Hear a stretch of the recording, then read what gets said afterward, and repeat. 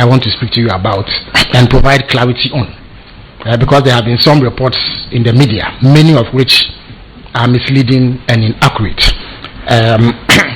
The first one relates to reports about the resignation of Justice Sophia A.B. Akufu from the Council of State, and that of Dr. Bosman Asari, who is the Deputy Chairperson of the Electoral Commission.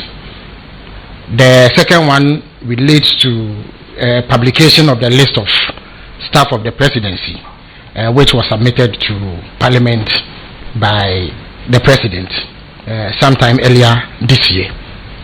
The third relates to the report of an inquiry that the President commissioned into some claims made by the Fourth Estate in a series of publications through the Media Foundation for West Africa, and at the President's request they submitted a report on their claims, and answers were also sought from the Ministry of Roads and Highways, and a determination was made as to whether or not there was basis for any further action on the back of the claims that were made. So the report for that is ready, and I'll share that with you. So I will speak to these three issues.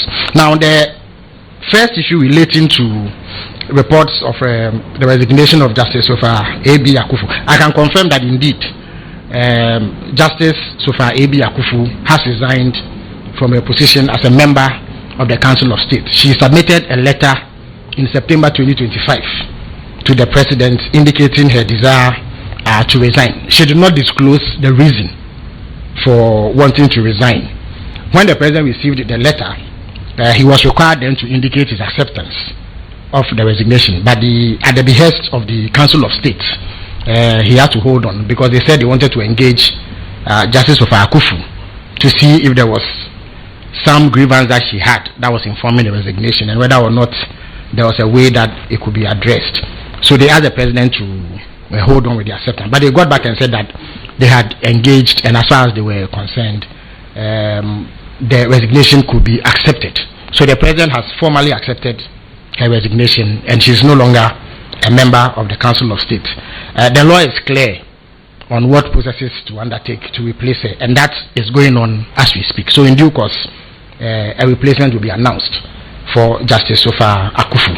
Regarding Dr. Bosman Asari, I can also confirm that he has submitted a letter to His Excellency the President indicating that effective 31st July 2026, he would resign his position as Deputy Chairperson of the Electoral Commission. He gives a reason for his resignation, which is that he wants to go back to academia and pursue his career as a staff of the University of Ghana, and conveyed his thanks and appreciation to the President and people of Ghana for giving him the opportunity to serve in that capacity. We are also aware that a second chairperson, in the person of Mr. Samuel Tete, has also gone on retirement as I beg your pardon, a member of the Electoral Commission or a deputy chairperson, and in that regard, processes are underway. Indeed, the Council of State has already been given a nominee, which they are considering, and once that process is completed, an announcement will be made in terms of the replacement for Mr. Tete, and then in due course a replacement will be found for Dr. Bosman Asari. So I can confirm the resignation of these two people.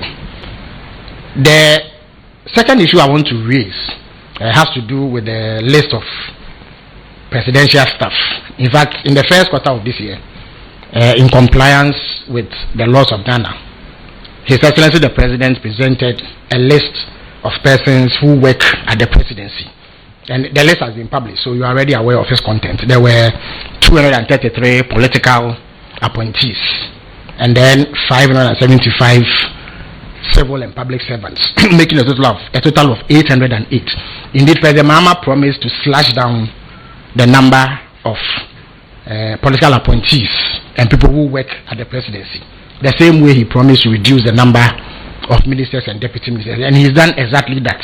Now, if you compare this to the 2024 list, which incidentally President Mahama also submitted last year, even though the list was made up of people who were appointed by President Akufo-Addo, because President Akufo-Addo was not in power as of the deadline that the law gives for the list to be presented. President Mahama submitted it. There were 953 people who worked at the presidency under President Akufo-Addo in 2024, made up of 355 political appointees and 598 civil or public servants. We know that the list of people who work at the presidency had become topical, and combined with the number of ministers that existed under President Akufo-Addo, it raised significant public concern. So President Mahama vowed to reduce the numbers, and he has kept faith. In respect of ministers, currently there are 58 ministers, even though the president promised to work with 60. After the unfortunate loss of two of our colleagues, there has been no replacement. So 58 people are currently working as ministers and deputy ministers. And then currently we have 233 political appointees at the presidency and 575 civil or public servants, making 808. Now, there have been a number of misleading claims, some in the media and some by political activists predominantly belonging to the New Patriotic Party. This morning there were publications by Manjo Online which sought to create the impression that President Mahama had increased the salaries of political appointees at the presidency, and therefore they said that even though there had been a reduction in the numbers, the salaries had ballooned. We've also heard propagandists of the NPP make the same claim, even though we know that what they are saying is straightforward. They should know, because they were beneficiaries of the arrangement. We all know that when it comes to fixing the emoluments, that is the salaries and working conditions of Article 71 office holders, the law is clear, the constitution is clear, that the president must set up a committee to determine those emoluments. For the avoidance of doubt, President Mahama has not set up a committee to determine the emoluments and working conditions of Article 71 office holders.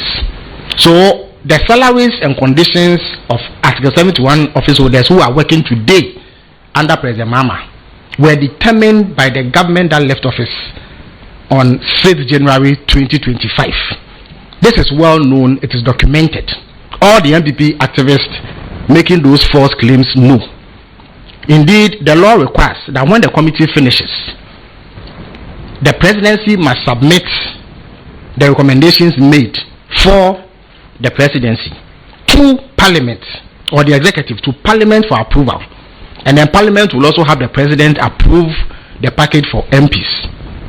That was done. So 6th January 2025, President Akufo-Addo submitted the recommendations to Parliament, which was approved.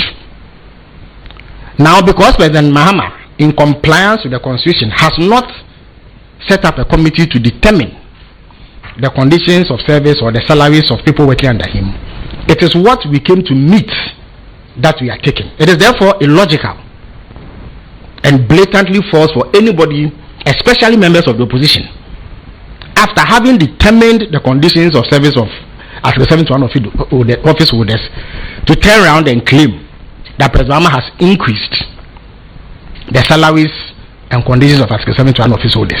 Now, when the committee finishes its work, Article 71 office holders are clearly spelled out in the Constitution.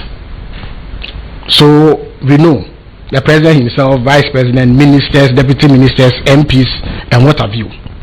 The staff who work at the presidency, they are not people who you can classify as Article 71 office holders. However, there's a long established process preceding President Mahama, which makes room for analogous determination. In other words, they are ranked as though they were Article 71 office holders in order to determine their conditions of service. This is what President Akufo-Addo did. This is what President Mills did. President Kufuor, President Rawlings, and President Mahama himself in his previous guise as president between 2013 and 2021. So once that is done, then the salaries are determined.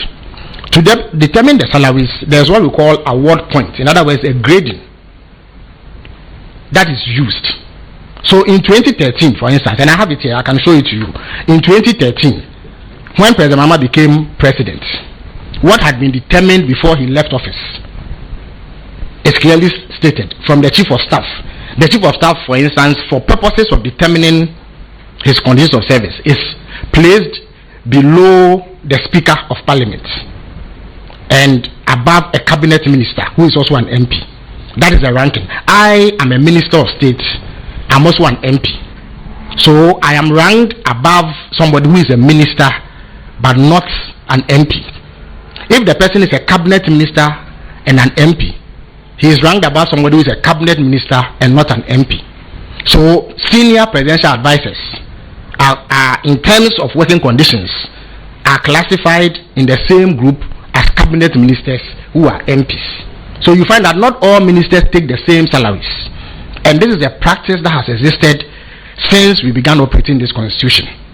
So in 2013, this document shows, for instance, that the chief of staff was given award point 75. Then in 2017, or at the tail end of the first term of President Mahama, he set up the Professor Dora Francisca Edubuando Emolument Committee, which determined the conditions of service for Article 71 office holders. That committee said that the chief of staff should move from award point 75 to 79. So this is what existed until President Akufo-Addo came to power. So when they came to power, the chief of staff was taking this until President Akufo-Addo set up a committee chaired by Professor Ya Ntiamwa Beidu, which determined that for Article 71 office holders, the grade point that will be analogous for determining the chief of staff's conditions should move from 79 to 87. This was by the Professor Ya Ntiamwa Beidu Emolument Committee report. So for 2017 to 2021, the grade point was established, based on which the salaries of people who worked at the presidency was determined. The same President Akufo-Addo formed another emoluments committee at the tail end of his administration, chaired by Dr. Mrs. Janet Ampedu Fofi, a prominent lawyer, who also led a committee that determined that, for instance, the chief of staff, he should move from 87 as a grade point to 94. So since this government came to power, it is these grade points that have been used. And President Akufo-Addo, President Mahama, has not determined anybody's salary because he does not have the power to do so until a committee does it. The constitution is also clear that nobody's conditions of service can be varied downwards.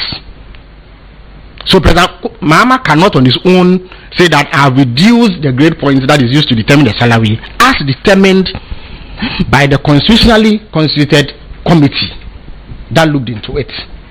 It is when President Mahama sets up a committee to look into the emoluments that the committee may make these recommendations. President Mahama has said that he doesn't believe that he should set up a committee, and that as part of the constitution review process, and indeed over this weekend, Cabinet held an extensive sitting on Friday, Saturday, Sunday to consider the Constitution Review Commission's report. We've not finished. We'll continue by the close of this month, and we will take a position on that. The President has said it publicly, and indeed it is in the committee that looked into the Constitution Amendments report that an independent emoluments committee should be set up to look at all salaries relating to all public and civil servants in Ghana, so that the disparities are removed. So President Mahama has said that he's not going to continue this trend. So he has not determined anybody's salaries. So if anybody goes out there to tell you that the numbers have reduced but the monies have gone up, and so there's no use reducing the numbers, that person is dabbling in falsehood. It is uninformed propaganda, especially that coming from MPP members. Now what happens is this: when ministers and other Article 71 office holders are appointed and they take office, they are paid on account. Being paid on account means that your exact salary hasn't been determined, but you are paid what you came to meet pending the determination. So President Akufo-Addo's appointees who served between 2021 to 2024, and MPs, that is ministers, deputy ministers, staff in this office who are political appointees, and members of parliament, what they earned from 2021 to 2024 was what was determined for those who worked between 2017 and 2021. Once Dr. Janet and Pedufo Fie Committee finished this report, and new conditions and salaries were determined, they became automatically entitled to a top-up, which is the difference between what they took and what the committee has determined. I can confirm to you that since they left office, ministers, deputy ministers, and MPs who served in the 8th Parliament have received ex gratia payments and top-up salaries, which is the same as those serving in those capacities today have received, especially in terms of salary. I hope you understand what I'm saying. They have received top-ups. That is the difference between what they took and what the committee determined they should be paid. They have taken it. The MPs include the 137 MPP MPs who were in the 8th Parliament, some of whom were ministers and deputy ministers. There is an outstanding arrears that need to be paid to the staff who worked at the presidency, who were political appointees between 2021 and 2024. The finance ministry is working on it. Once that is paid, it will be the same in terms of salary as those that are being paid to people who work at the presidency, who are political appointees currently. So when those same people turn around and come and tell you that the numbers have reduced but the figures have gone up, they are peddling ignorant propaganda. Some of them actually know, and yet they go out to say that, and you in the media are aiding that by failing or refusing to seek clarity and explanations for the documents that they present to you. And that is why it has even become necessary to address this. But for the avoidance of doubt, President Mahama has not added one CD to the salaries of his appointees at the presidency that he came to meet, and it must be placed strictly on record. So that is that. When I'm done with the general briefing, if you have any comments, I can questions, I can answer them. But the documents are all here, and I'm more than happy to show them to you for you to see what the truth is. Exactly the point. Now, all of you recall that sometime this year, about a month or two ago, the Fourth Estate published what they said was a report which they claimed showed abuse in the award of contracts at the Ministry of Roads and Highways.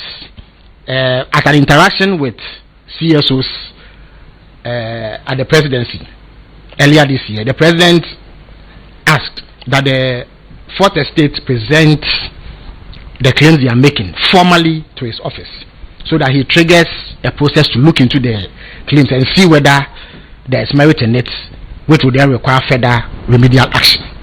And to the credit of the Media Foundation for West Africa, they presented their report on behalf of the Fourth Estate to the presidency.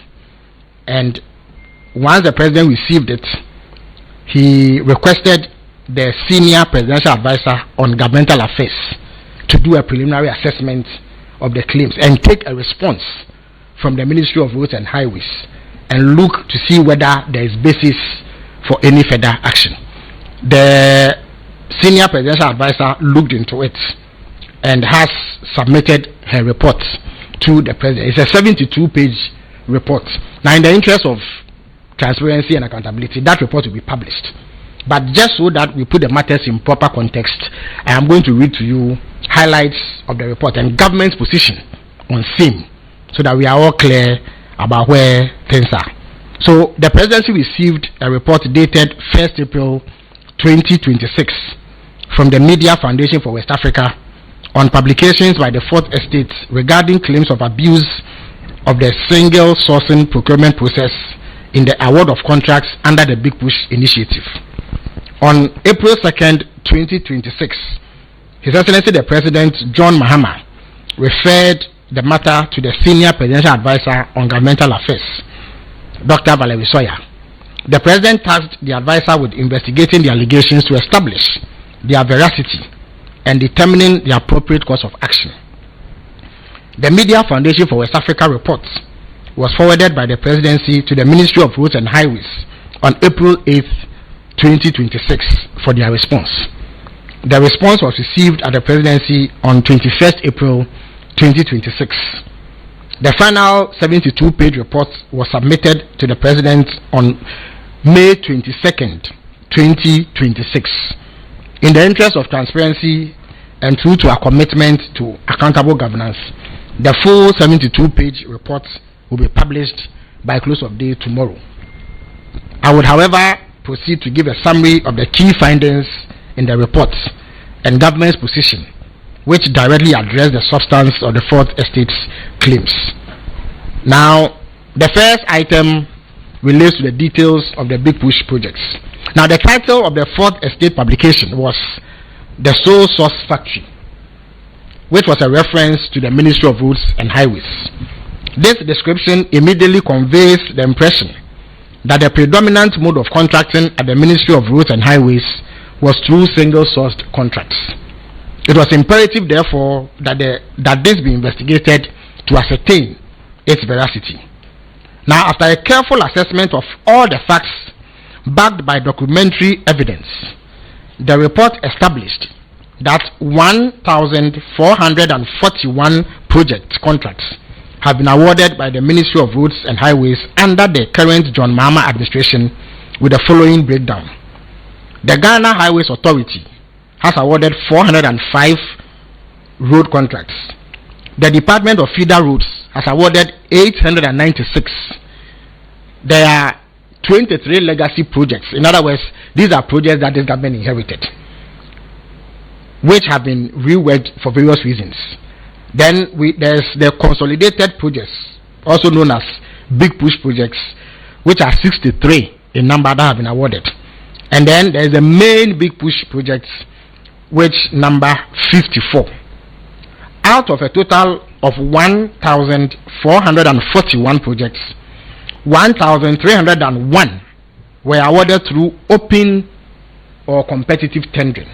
So 1,301 out of 1,441 projects were awarded through open or competitive tendering, and these were publicly advertised and they are verifiable.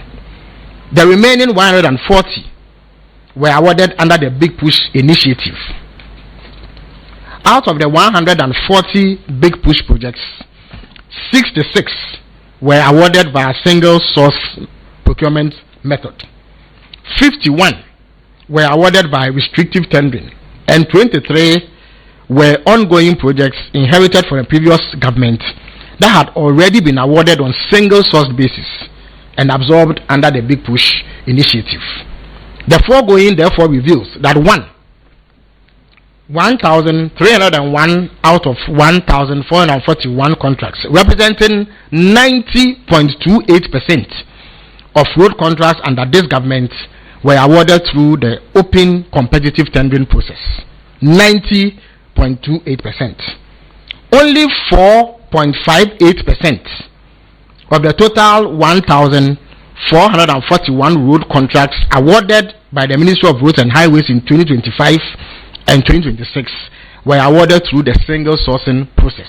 4.58%.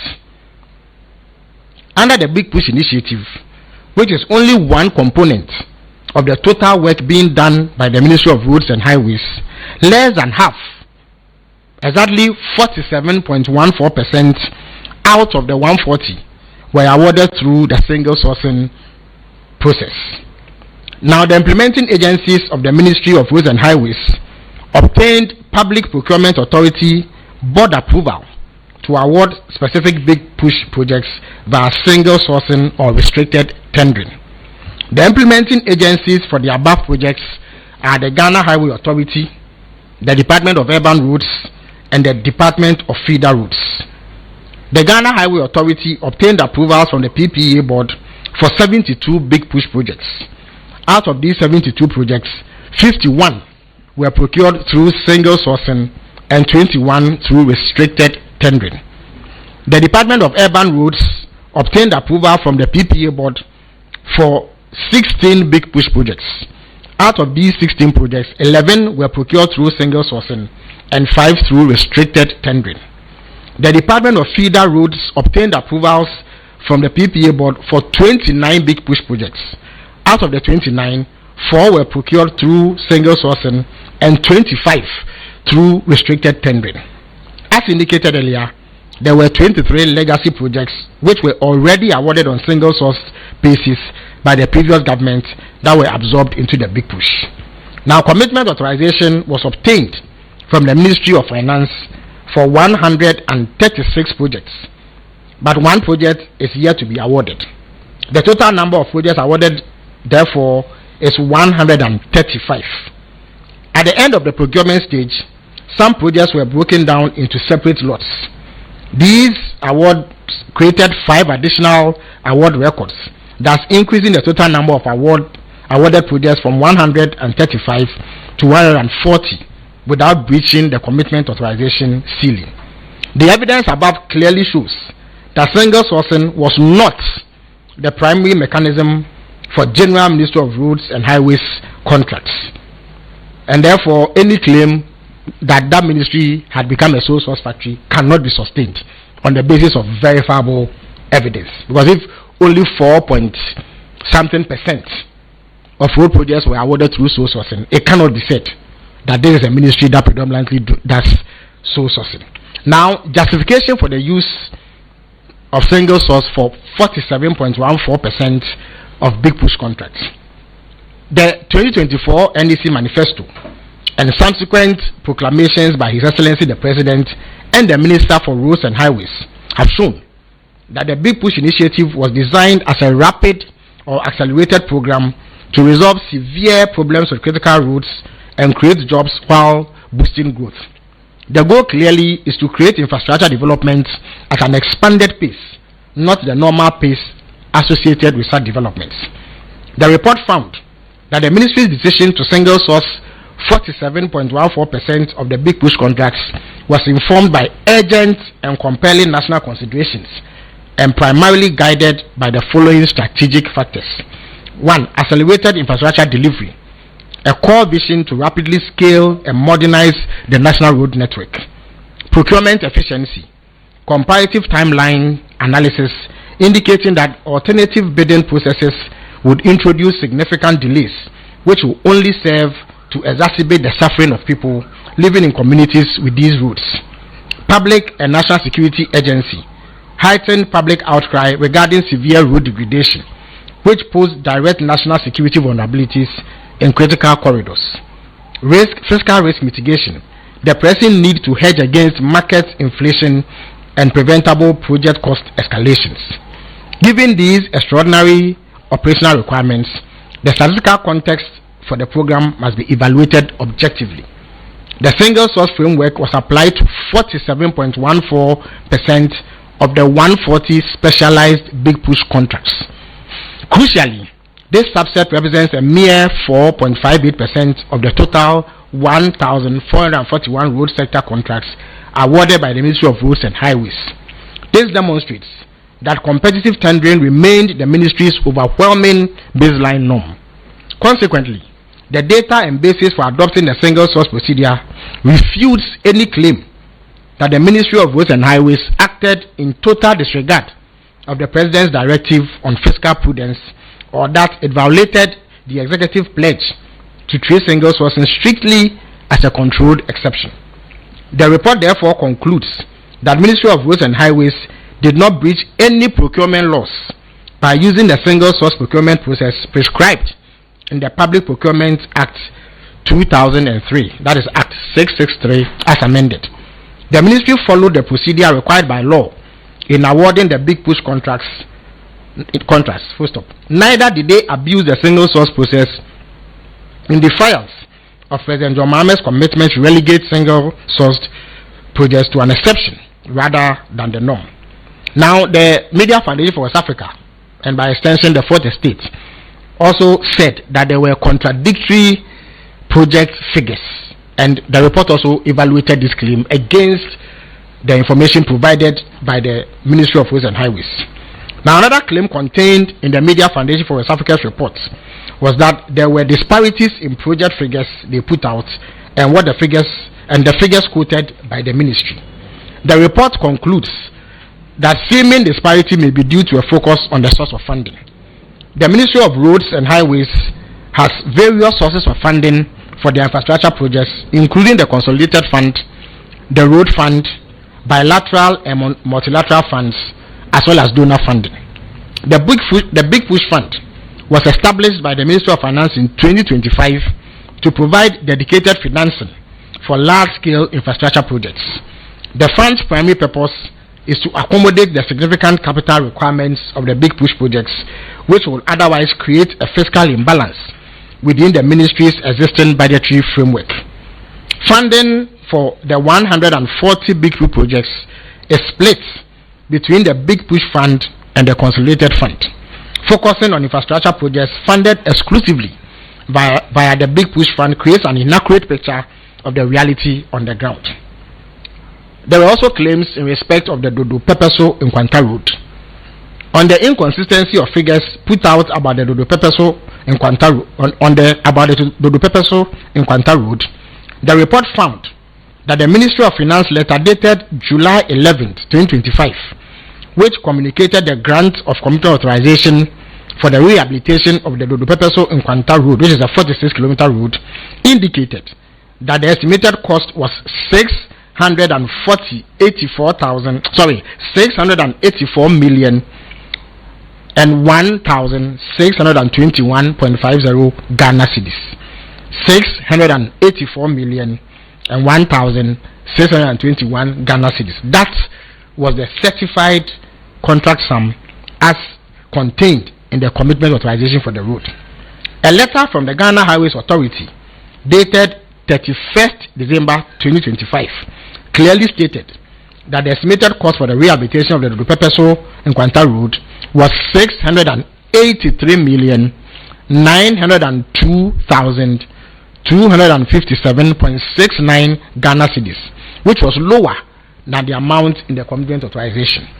If the estimated cost for the road was listed or published anywhere by the Ministry of Roads and Highways as 804 million, as alleged by the Fourth Estate and the Media Foundation for West Africa, this could only have been a genuine typographical error, since the commitment authorization does not allow an amount higher than 684 million for payment for the rehabilitation of the Dodo in Kwanta Road. The contract awarded to the contractor to construct that road clearly captures the contract sum as 683,902,957.69 million Ghana cedis, and that contract is now public knowledge. It's a matter of public record. It has been published.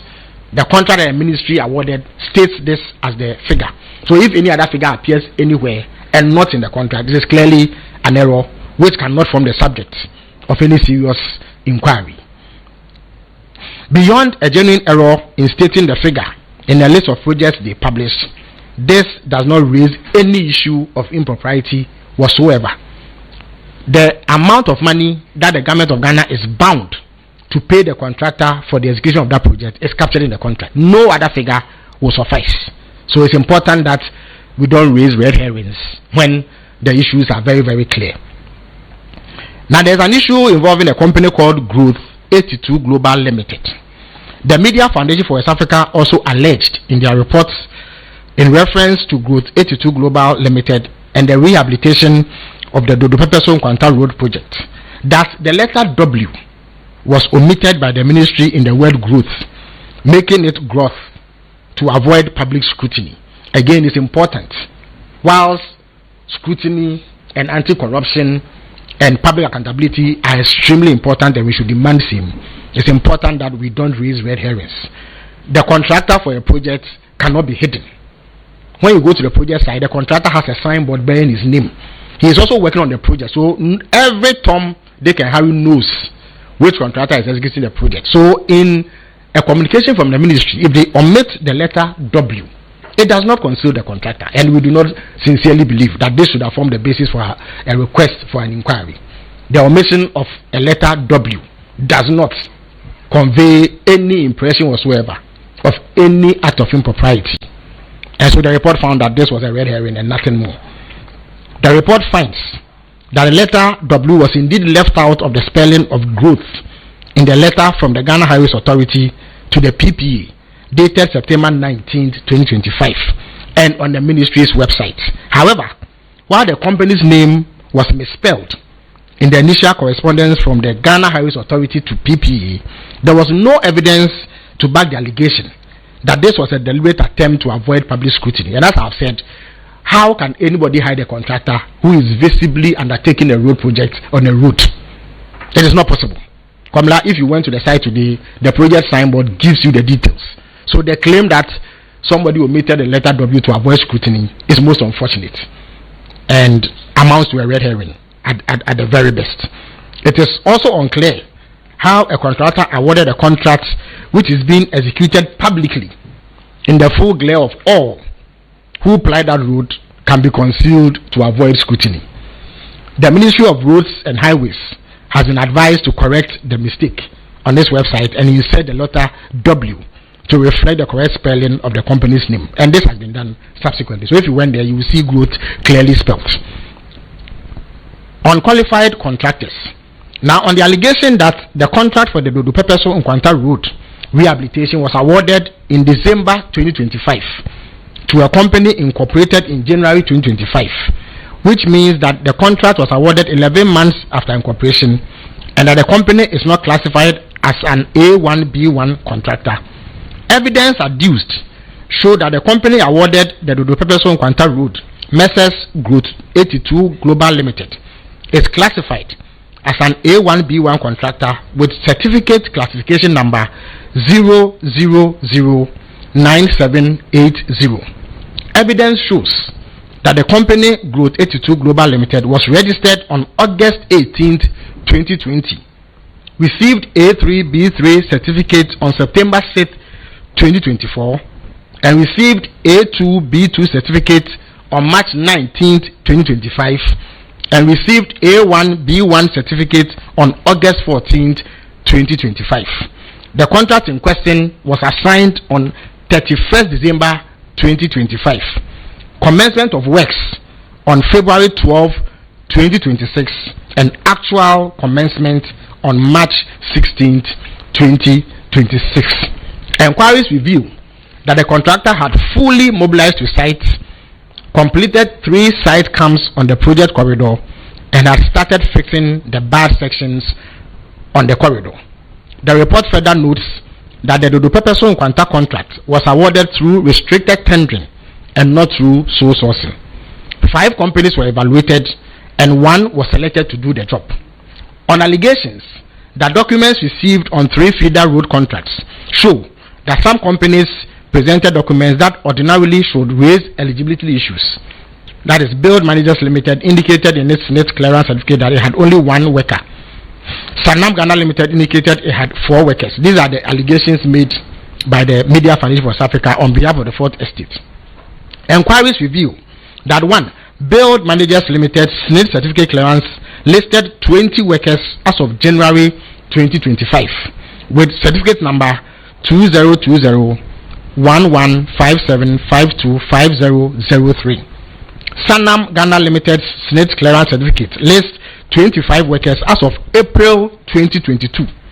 Certificate number 1097022.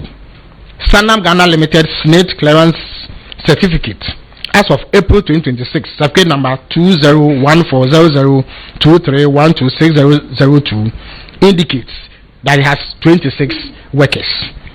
Now, value for money. The 4th Estate also raised issues of value for money and perceived inflation of contract sums on projects. On the allegation that a project like the 25-kilometer, that's Lot 3, of the dualization of the Winneba Cape Coast Road could cost as much as 154 million Ghana cedis per kilometer, the report found as follows. There were 2 lots for the Winneba Cape Coast Road.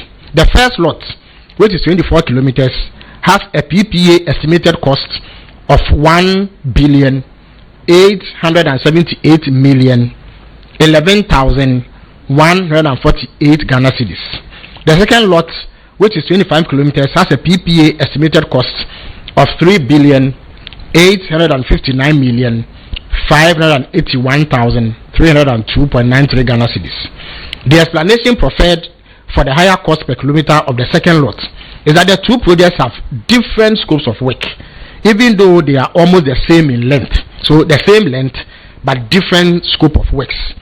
Apart from rehabilitation of the existing carriageway, construction of a new carriageway, service roads and footbridges, the scope of the second lot further covers 3 grade separated systems, a 1,200-meter viaduct over existing alignments, and 4 long-span river bridges. This buttresses the position that road projects are not defined by length alone. So you don't just pick the length of a road and it says that the length of roads that are similar everywhere in the world should cost the same, and that if there are variations, then there's some wrongdoing. That, with the greatest respect to all, is pedestrian and does not reflect the facts. So this buttresses the position that road projects are not defined by length alone, as costs are significantly influenced by factors such as terrain conditions, pavement design, drainage and bridge requirements, utility relocation, and the overall scope and complexity of works.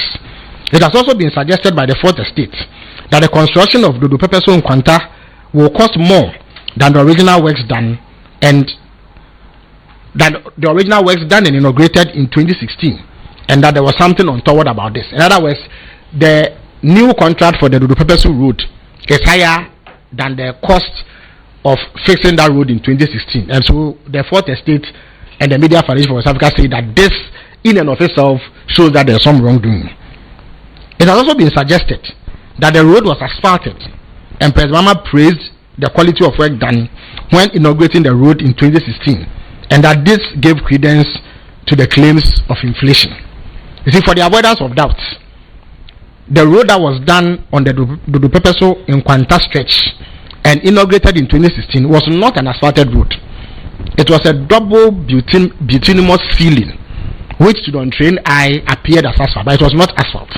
Indeed, if you go back to the reports of the inauguration and President Mahama's comments, the reason why he commended it highly was that it was not an asphalted road, but it appeared as so because of the technique that was used. The current scope of works on the road includes: 1, scarification of the existing bituminous surface, new 600mm U-drain, new 6-kilometer trap drain, natural gravel sub-base, new crushed rock base 200mm thickness, new asphaltic binder, new asphalt concrete wearing surface, and new road furniture. It is now going to be an asphalted road with all these new additions. So surely it is going to cost more than the previous one that was not asphalted. So there is no basis for the claim of inflation when all the facts are assembled. It is therefore this expanded scope of works that accounts for the higher costs. On the allegation that the 146 million Ghana cedi 9-kilometer Apegusu in Pakadan feeder road, the 35.7 million Ghana cedis is allocated. So let me take it again. On the allegation that in the 146 million Ghana cedi 9-kilometer Apegusu in Pakadan feeder road, 35.7 million is allocated for the maintenance of the feeder route headquarters, and the same maintenance of feeder route headquarters is allocated under 5.2 million Ghana cedis in the contract for the upgrading of Akosomo, Jekiti, Kudikope, and Yeniama to Sedon feeder roads. The report found that the original Apegusu in Pakadan road contract included a provisional sum of 30 million Ghana cedis for the maintenance of the Department of Feeder Road head office building. The original Akosomo, Jekiti, Kudikope, and Yeniama to Sodom feeder road contract included a provisional sum of 5 million Ghana cedis for the maintenance of the Department of Feeder Roads head office building. However, prior to the investigation, the Ministry of Finance had advised the Department of Feeder Roads that some of their big push contract awards exceeded approved commitment authorization limits. Consequently, all Department of Feeder Roads big push contracts were reviewed and adjusted to comply with these regulatory thresholds, significantly reducing the allocations previously categorized under general items. Notably, the provisional maintenance sum for the Department of Feeder Road head office building was reduced to 0 in the Apegusu in Pakadan road contract, while the allocation within the Akosomo, Jekiti, Kudikope, and Yanama Sodom feeder roads contract was reduced to 975,000 Ghana cedis. The report nevertheless emphasizes that the utilization of general items in such road contracts be strictly subject to the prior approval and direction of the Ministry of Roads and Highways. These funds are neither automatically applied nor used at the contractor's discretion. Instead, they are disbursed solely for ministry-approved priorities within the road sector.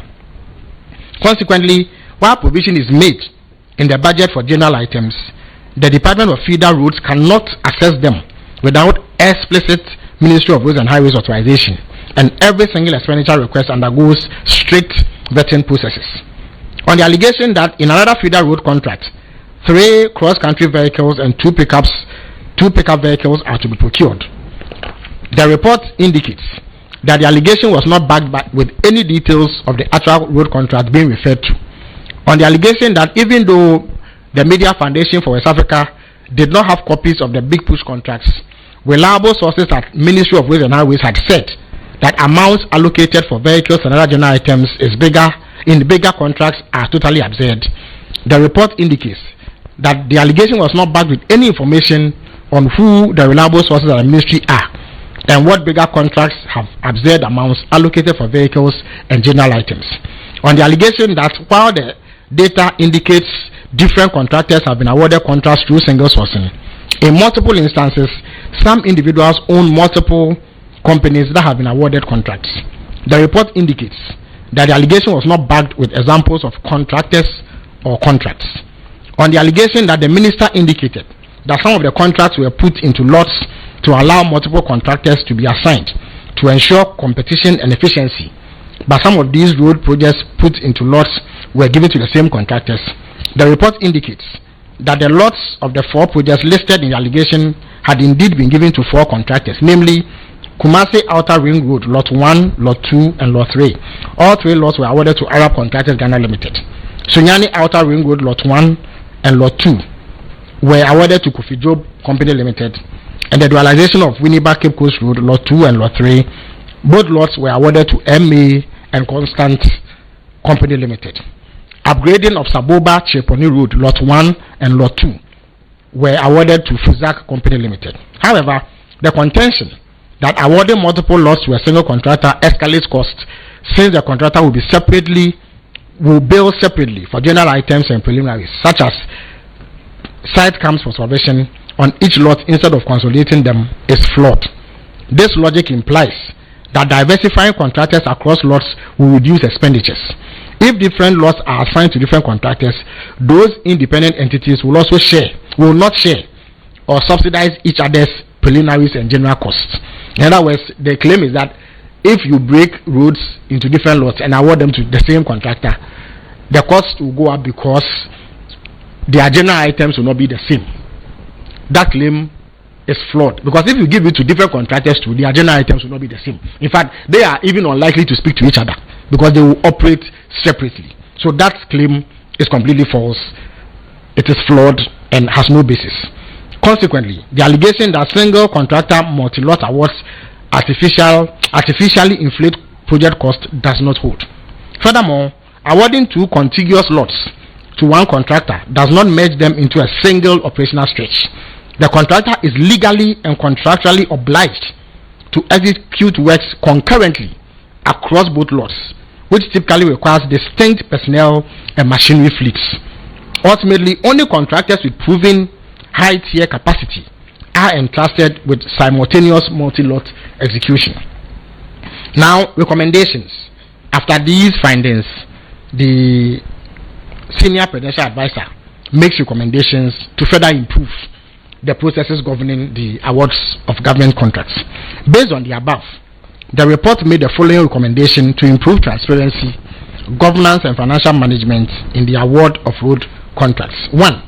In accordance with the Value for Money Office Act 2026, all public sector single source contracts above the determined threshold must go through the VFM office and obtain a value for money certificate above the contract before the contract is awarded.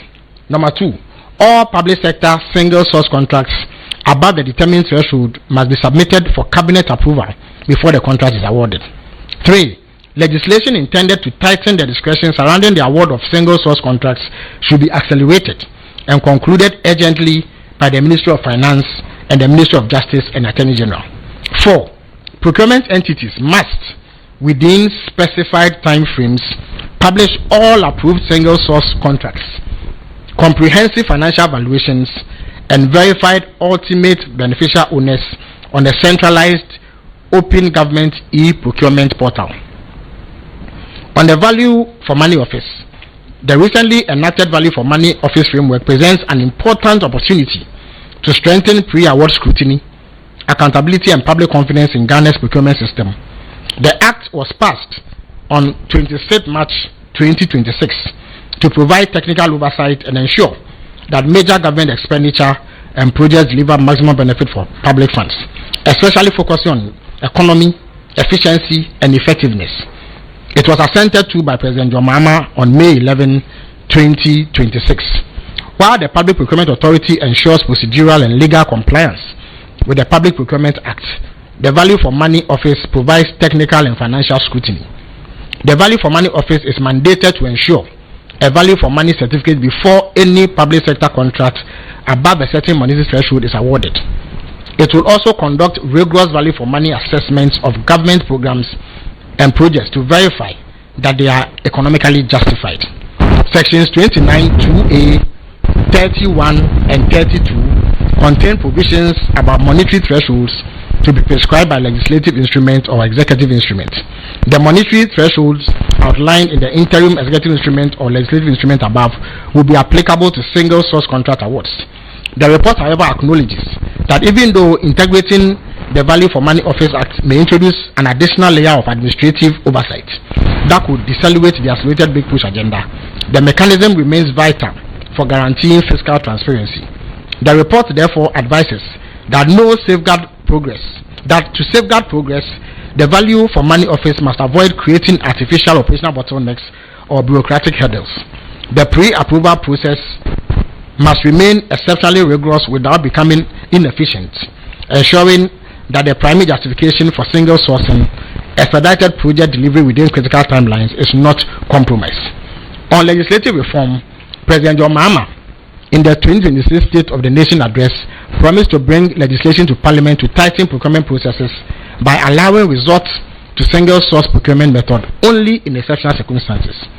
In fulfillment of this promise, the Ministry of Finance and the Ministry of Justice and Attorney General are in the process of finalizing draft legislation to curb administrative discretion, minimize vulnerabilities to abuse, and elevate competitive bidding as the default statutory mechanism. Crucially, this reform will concurrently streamline open and competitive tendering processes by eliminating systemic inefficiencies within competitive bidding. The legislation will ensure that open procurement does not cause project delays detrimental to government timelines. On cabinet approval, making cabinet approval mandatory for high-value single-source contracts introduces a critical layer of executive oversight to Ghana's public financial management. To strengthen fiscal discipline, cabinet approval should be made a mandatory prerequisite prior to the award of any single-source contracts. Contracts subject to this executive oversight must either meet the predefined financial thresholds established under the Value for Money Office Act 2026 or fall within specific limits explicitly determined by Cabinet. On publication of procurement calendars, adopting open data disclosures as a permanent systemic feature of the public procurement cycle is critical to restoring public trust. Procurement agencies must, within specified time frames, publish all approved single-source contracts, comprehensive financial valuations, and verified ultimate beneficial owners on a centralized open government e-procurement portal to dismantle any perception of patronage. Now, in conclusion, from the above analysis, the Ministry of Roads and Highways did not abuse the single-source procurement process in the award of project contracts or in the Big Push contracts. The Ministry acted within legal provisions and bona fide boundaries regarding the Big Push contracts. The report, however, indicates that there seems to be a strong public aversion to single sourcing unless reserved for genuinely exceptional circumstances. Even though current legislation takes care of these sentiments by providing the exceptions when single sourcing may be applied, it will be advisable to further restrict administrative discretion in the evaluation of future single sourcing applications. Thus, even though the Ministry of Roads and Highways acted within the existing provisions of the Public Procurement Act 2003, Act 663, as amended, and obtained the necessary approvals for single sourcing, public concerns highlight the need for stronger institutional transparency, enhanced public disclosure, and proactive independent oversight mechanisms.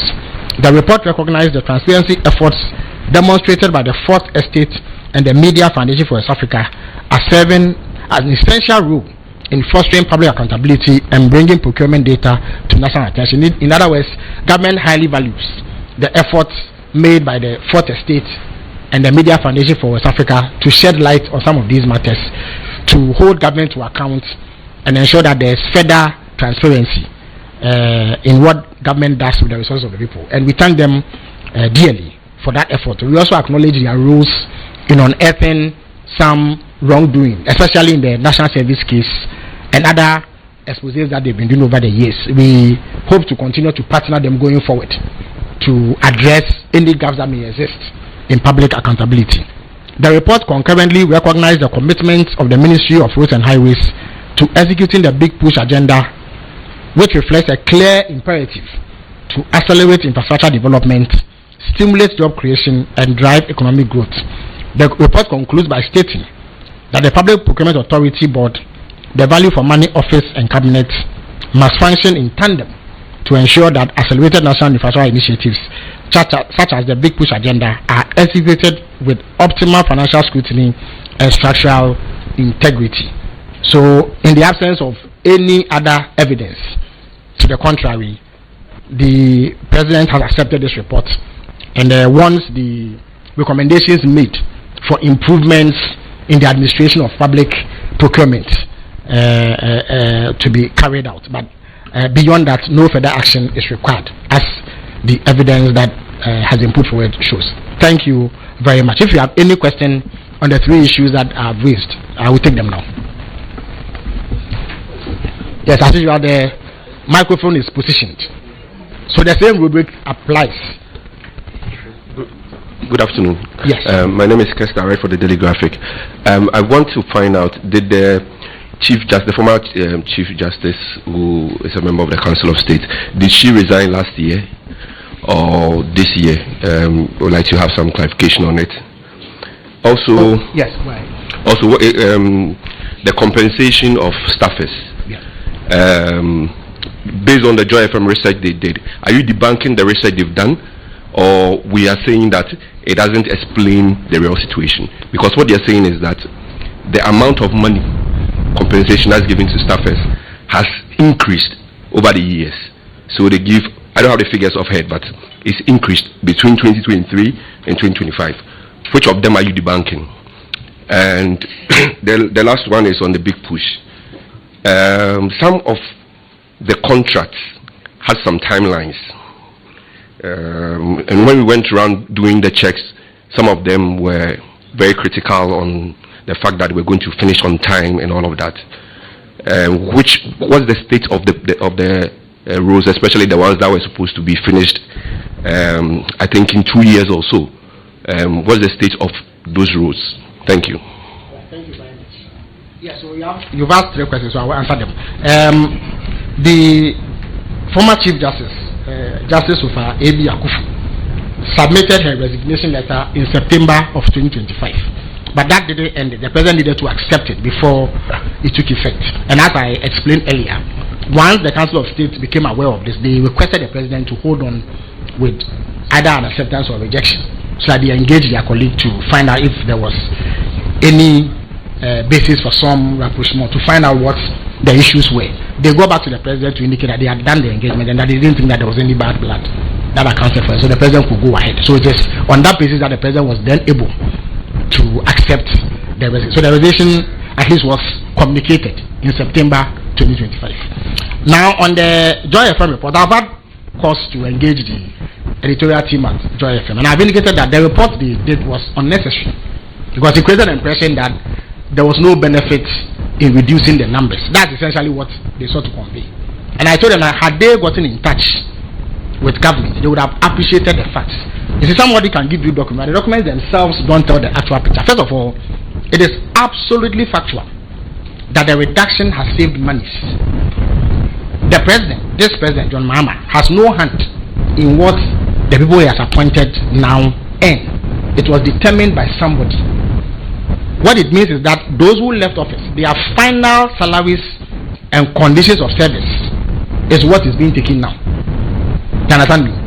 So when you do the multiplication of 333 or so political appointees under President Akufo-Addo with what was determined, you find that figure is much bigger than what the 233 appointees are taking under President Mahama. So they claim that the figures have gone up. It's not true. It is just that they received, or they are going to receive the money after they've left office. So if you use only what you see now as a yardstick, you'll be mistaken. And let me give you the figures again. In 2024, in fact, the Joint FM report actually used the 2023 figure for comparison. There were actually 355 political appointees under President Akufo-Addo in 2024. There are 233. The conditions of service are the same. When you pick the 2024 budget, which was read in 2023 November, what is budgeted for is less than what they were actually entitled to, which has been determined by a committee that President Akufo-Addo set up. I told you that some of them have already received back pays and ex gratia.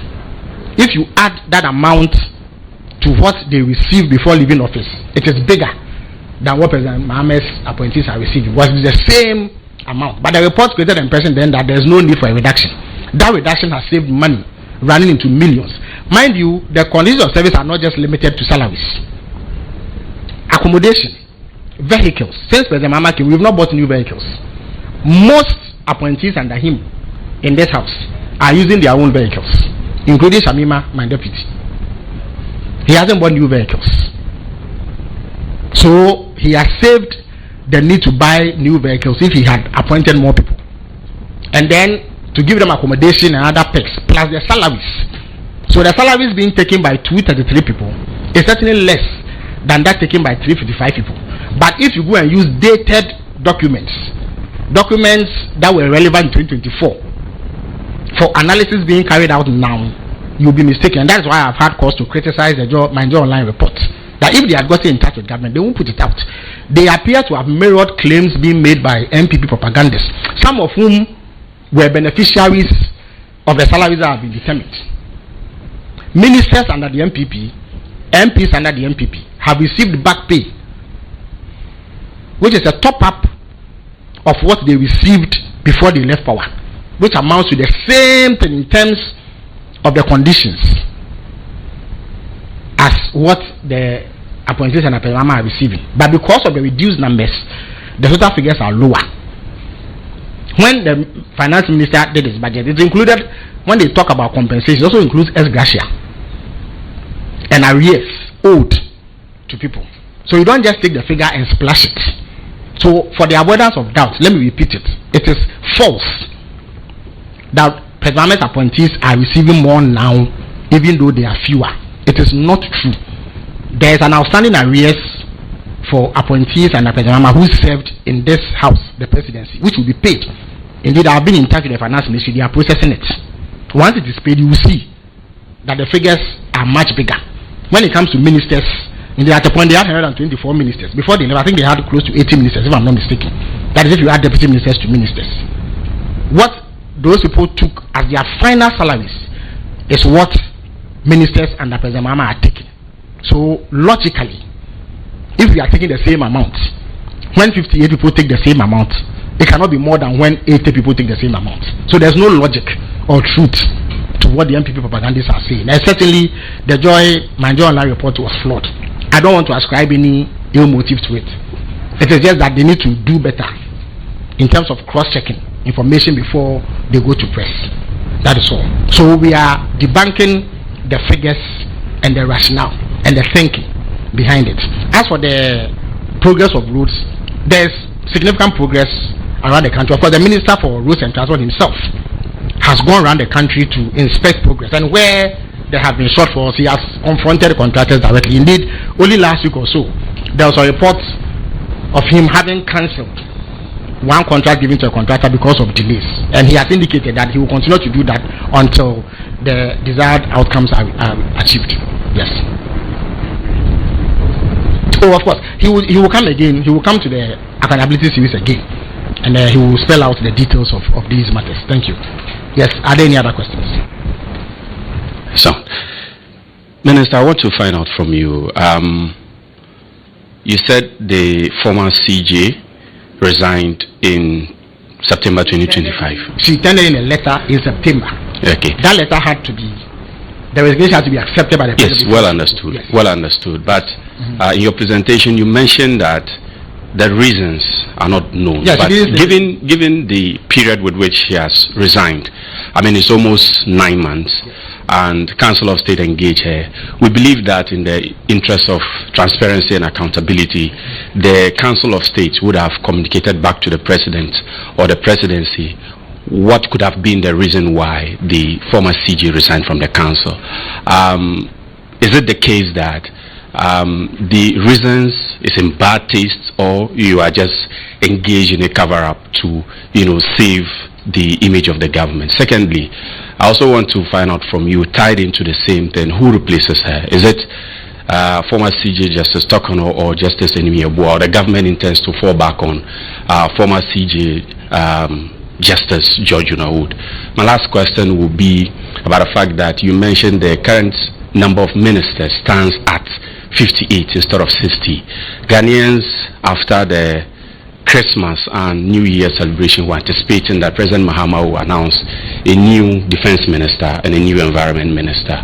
It has taken almost 10 months. When is this announcement going to be made? Thank you. Thank you very much. First of all, there's nobody better placed to communicate the reason informing the former CJ's resignation than herself. Her letter is here. Ordinarily, I should not be showing you this, but in the interest of transparency, I'll show it to you. This is it. It is just a 3-paragraph letter. No reason is assigned.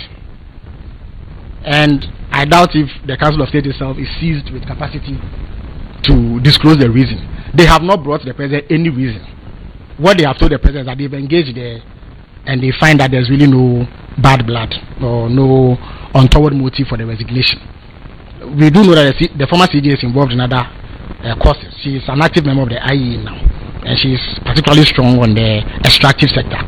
So perhaps, and I'm not saying that is it, perhaps she feels that it may be too much of a workload. That I'm only conjecturing at this stage. But the official reason has not been stated here in her own letter. We cannot divine a reason for her.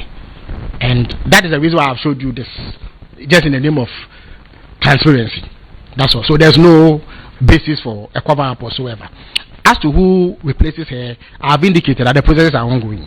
The constitution is clear on how to compose the membership of the Council of State. So once that process comes to an end, an announcement will be made. But I'm not in a position to state who replaces her. Yes. Any other? Yes. Go ahead. Yeah. Yes, I would have thought that you would be excited about fewer ministers, given that the people of Ghana have indicated their preference for a lean Ghana. I would have thought that you would be happy that true. It does not invalidate the benefits of having fewer ministers. That's about outlined to you a short while ago. But the president has said that when there is indication that will be done, it will be communicated to the people of Ghana. The president will inform me. I will inform the people of Ghana. But as of now, the president has not told me when he is going to do that. Yeah. Well, he hasn't said so. But he has not told me when he is going to do so. Once he does it, I will let the people of Ghana know. But the fundamental point remains that government continues to function. Indeed, the Ghana Armed Forces has been beneficiaries of significant retooling.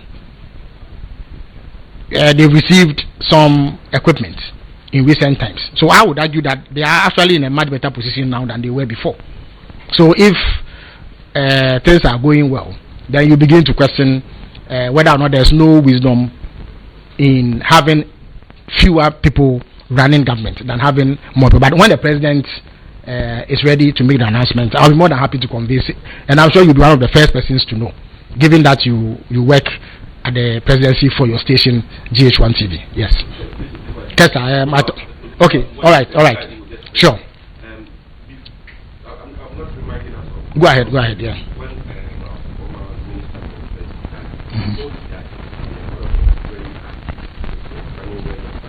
That is true.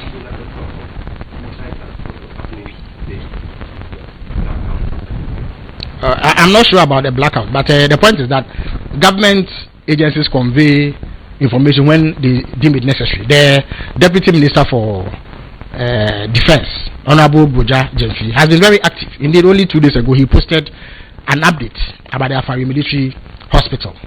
He gave information. And when the stampede occurred during the recruitment exercise, he was front and center of efforts aimed at informing the people of Ghana. He's embarked on some activities under his ministry, which he has kept the people of Ghana informed about. So I'm not sure that there's a blackout. When the first piece of equipment arrived under the retooling program, there was a public event.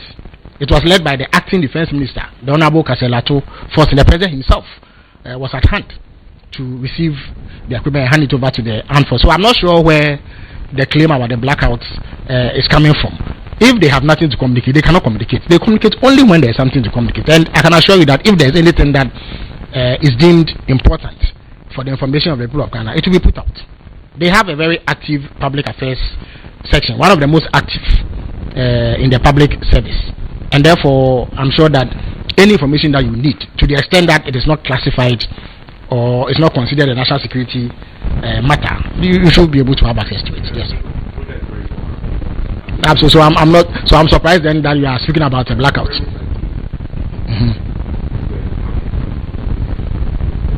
Yes.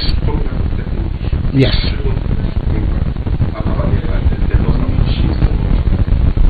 Oh yeah. So if there's an update on that, it will be provided, irrespective of who occupies that office. That's the point I'm making. Yes.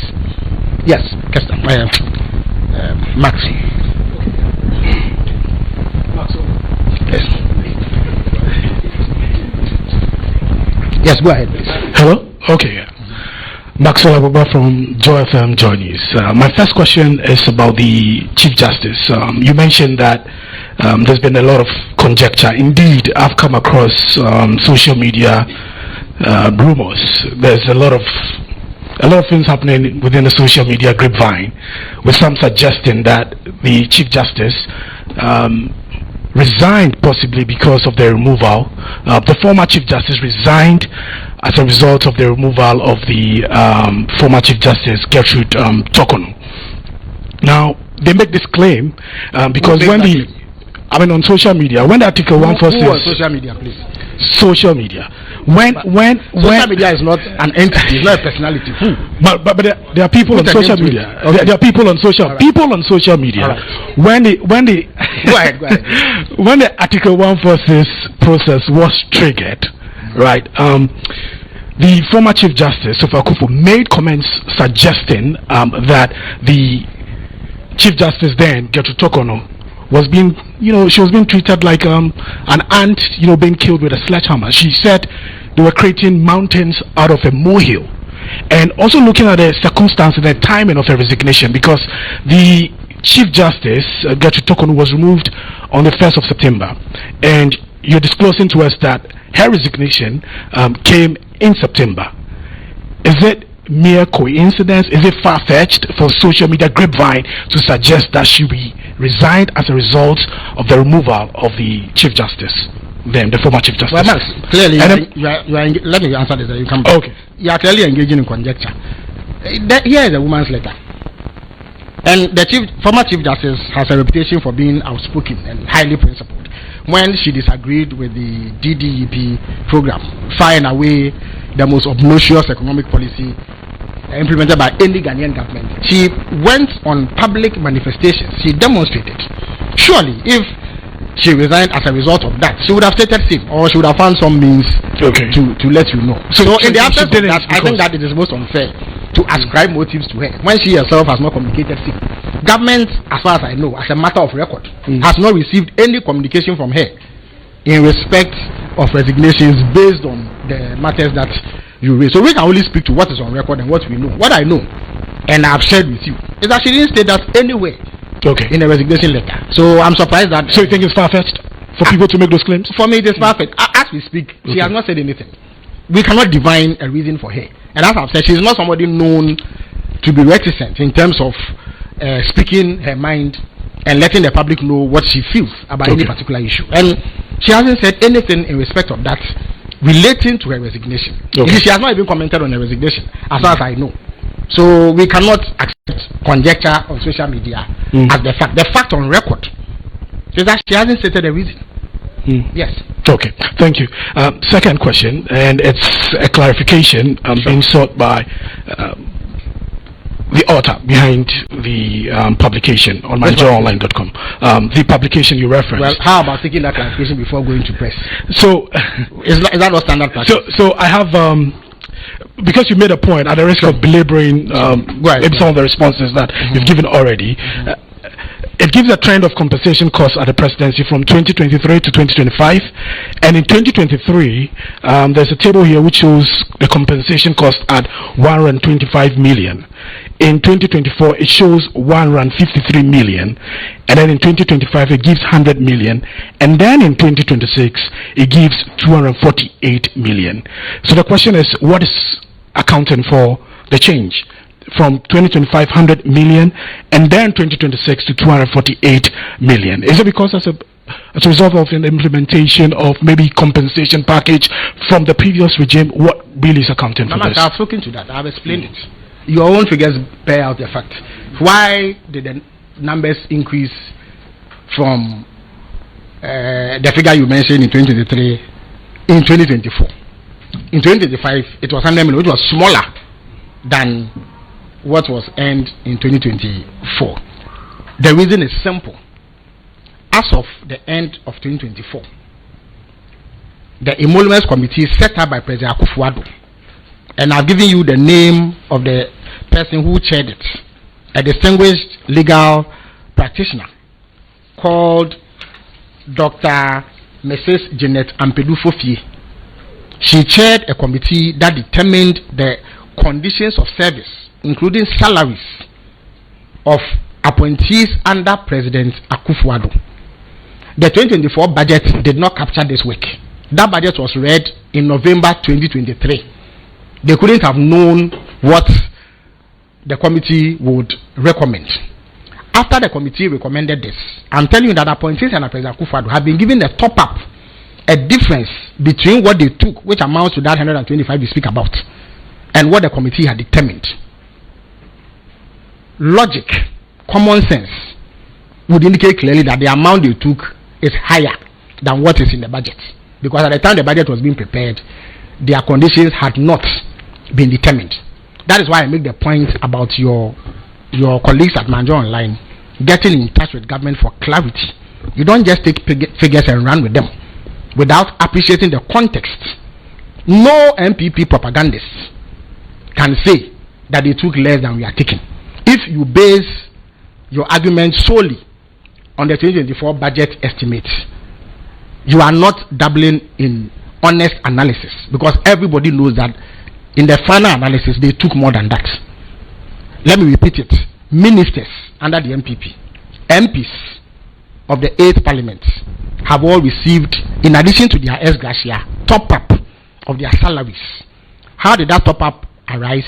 There's a difference between what is in the budget, which they took for the 4 years, and what the committee said they should be paid, and that has been paid to them. The only people who are yet to be paid are the presidential office staff, the political appointees at the office of the president under President Akufo-Addo between 2021 and 2024. I have told you that the finance ministry has indicated that they are processing that payment and they will pay. Once they receive it, they would also have received the top up. So what they took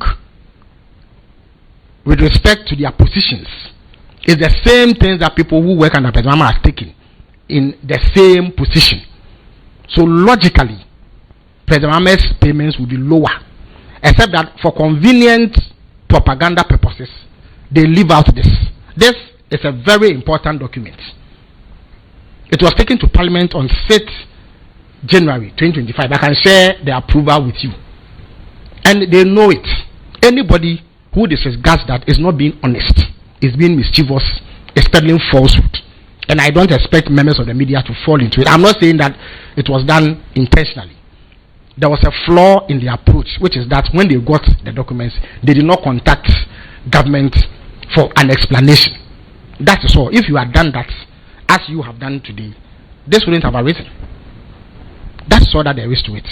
And President Mahama has not increased the salaries of his appointees. Indeed, he has not determined their salaries. It was determined by his predecessor. And the law is clear. You can check the constitution. You cannot vary the conditions adversely against anybody until a committee has looked into it as prescribed by the constitution. But President Mahama says he will put an end to that structure. There will be one independent emoluments committee which is permanent and won't be set up close to the end of his tenure, which will determine the salaries and conditions of all public sector workers. Until that is done, this is the process that is used, as I have explained. So that is all that there is to it. If you pick the nominal figures in the budget statements, it will be misleading. That is all that there is to it. Yes, thank you. If there's any other question, I will take it. Otherwise, okay, all right. Honorable, just want to find out, the President commissioned the IGP to launch a report into the 2020 election violence. Yes. The Interior Minister has confirmed that report has been presented. I want to know whether Dr. Bosman Asari, the EC Deputy Chair at the time, was he complicit in that report? And if he is government interested in constituting investigations into it? Oh, the Interior Minister sometime, either early this year or late last year, we can reconcile the dates, actually held a public briefing at the offices of the Information Services Department and spoke to the IGP's report into the killings during the 2020 and 2024 elections. I don't recall him ever mention Dr. Bosman Asari's name. So I don't think that there's a basis for that question. As far as I know, there's no such if you like, indictment contained in any report. The reasons Dr. Asari resigned are stated in his own letter, and he says that he wants to go back to academia. I have seen that letter, and that is what it is. Indeed, the reason why we've also not communicated is that it will take effect on 31st July. So there was a gentleman's agreement with him to announce it at that time. But somehow, those of you in the media got wind of it and put it out. So there's a need to clarify that that is what it is. No other reason is stated apart from he wanting to continue to pursue an academic career. That's all. So thank you very much for coming.